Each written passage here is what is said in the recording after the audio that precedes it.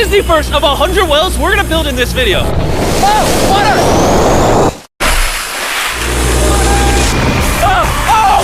You just witnessed a small village in Kenya get access to unlimited clean drinking water in less than a second. One down, 99 more wells in Africa to go. You're gonna love this video. Combined, these 100 wells are gonna give around 500,000 people fresh water to drink. And after building some more wells on this side of Kenya, we flew south to the school system of Nairiri. And let's just say, they were really happy to see us. How's it going?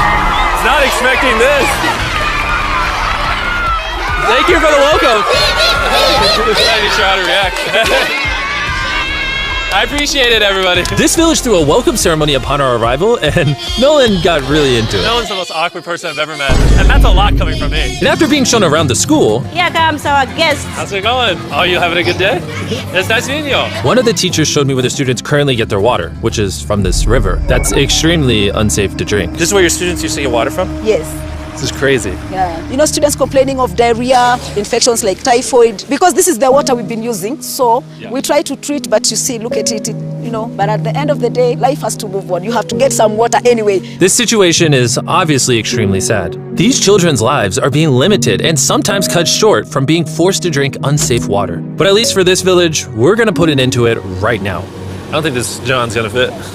I'm a big head. Let's see if we can find some water.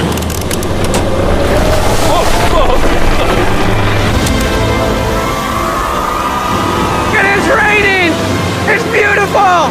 After the water comes out of the ground, it's fed into enormous barrels like this one. And once they're built into the water towers, all of the neighboring villages will not only have clean drinking water, but a pressurized water source as well. Which, in short, means no more doing laundry and unsafe water. And pull! On a scale of 1 to Nolan's mom, how heavy is it? Nolan's mom times 2! Oh God. Dude, I'll push you off of this.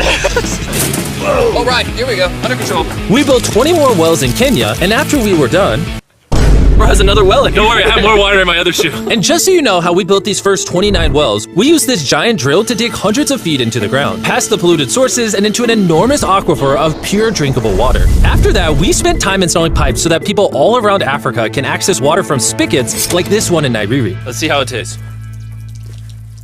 Like water. It took me about a minute to fill this 5-gallon drum. How much water can this provide a day? 3,600 gallons a day. Not only will this well cover the 400 kids at this school, but literally the entire neighborhood and village around this school can use this well. We say thank you for the water. No problem. This thing can basically pump non-stop for 30 years. You would think that having an effect of this magnitude would require the resources and funding of a large government, but that's not true. Solving this problem is possible, and something humanity should all be putting effort in to fix. What's the secret of success? To be honest, just find something you love doing and do it for a long period, and eventually you'll succeed.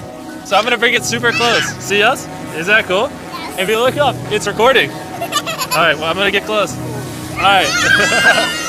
Yeah, you can see yourself. We were also able to install a well for this village, and these 12 other villages. And while we were finishing these wells, we were also able to update one of their schools with brand new computers. How are they liking it? They really like them. Glad to see it turned out well. And we also updated the classrooms with new furniture, installed shelves and filled them with new books, donated a soccer ball for every student, and even put modern whiteboards and projectors in all the classrooms. Do you guys like the projector? Yes. We were using a chalk and then a lot of dust, but today everything is clean. We truly appreciate it. No problem. It's the least we could do. But then when we flew out to the site of the 45th well, we realized this community had it even harder. Every time they need to get water, they need to take a treacherous mile-long hike through the jungle. And that mile-long hike also happens to be on a giant mountain. I wake up very early, about 4 o'clock, so that I can fetch water for the school. We are not safe fetching water here. That place is very slippery. Chances of getting an injury is very high. So while we worked on their well, the community took me to see how they currently source their water. You guys would have to make this trip how many times a day? 2 times. 2 times a day. Oh, wow. So a typical student would carry something like this? Yes. Oh, God. If 200 students did this every day, how hard could it be? It could be very hard.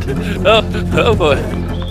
Dang, this is very steep. We're just walking down this mountain forever. Every day. It was actually surprising how difficult this hike was. And these people go through all of that just to get to the spigot. That's water is still unsafe to drink. This is where you guys get your water from normally? Yes. And filled with water, these jugs can weigh up to 40 pounds, which is insane for these children to be carrying up this mountain. The ladies can carry 2 of those. Oh, I totally can as well then. And as soon as these jugs were filled, it was time to head all the way back up. Hurry up, let's go. He's not even sweating or anything. I got it.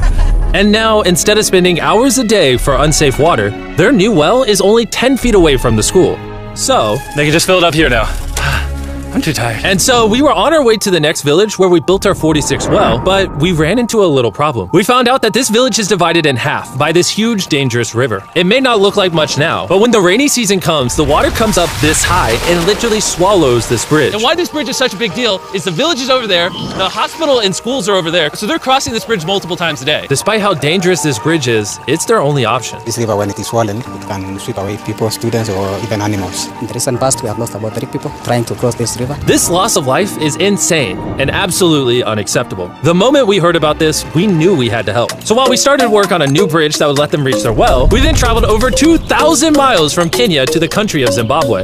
We've been in Africa for over a week, and we still have a lot more wells to do. You kind of smell. I know, it's weird. I showered this morning. Wow. Yeah. If you let me finish, I can put my arms down. Can I count on you two to finish these wells with me? Yes. First on the agenda was to check out a local hospital that was in dire need of clean water. Upon entering, we learned how big of an impact this clinic had on the village. How many kids do you guys give birth to a year here? In a month, about 50. Do 600 births a year?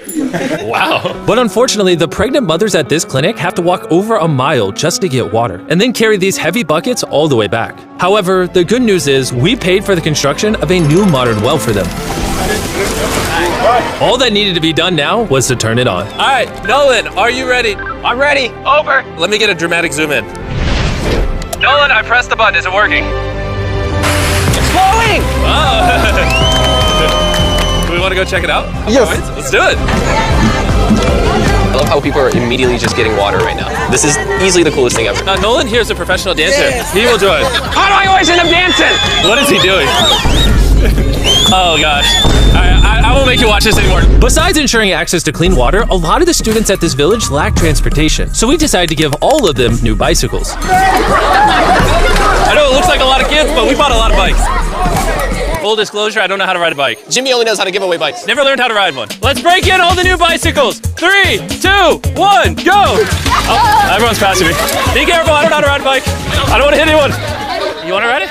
All right, go for it, little man. Okay. And after giving away the bikes, we continue building wells until we reach Well number 69! This solar-powered well is specially designed to aid the farmers in this village by providing more than enough water for all of their crops and livestock, even during the dry season without any electricity. Each panel is 200 watts. Then it's attached to a pump. The pump can pump 5,000 liters every hour. Basically, it's unlimited amount of water for this entire village. That's incredible. And after we left Zimbabwe, we wanted to continue to give water to communities all across Africa. So we built more wells in Uganda, Somalia, and Cameroon. If you want to see more of what we did in Cameroon, there's a whole video about that coming soon on the Philanthropy channel. Spending time in these villages really made me reflect on the importance of building wells, how it brings water to farms to feed the hungry, how it provides clean conditions for hospitals, and most importantly, how it helps the children of this next generation live long, healthy lives and build the future for all of these communities. We await a new dawn of clean drinking water. Water is life. And with some help from the locals, we finally finished a new bridge that this community can use for the next 100 years.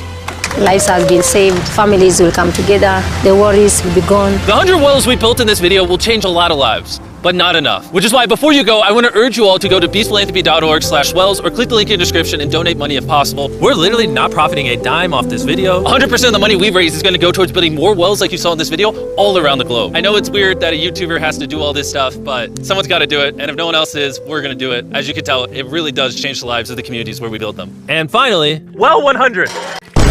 Oh my God!